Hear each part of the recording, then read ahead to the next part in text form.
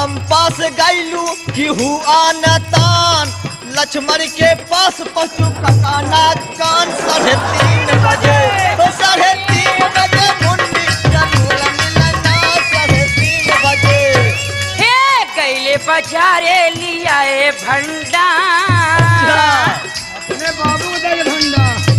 हे कैले बाजारे लियाए भेंडा तोरी बहनी के लैगा हिया के पंडा 3:30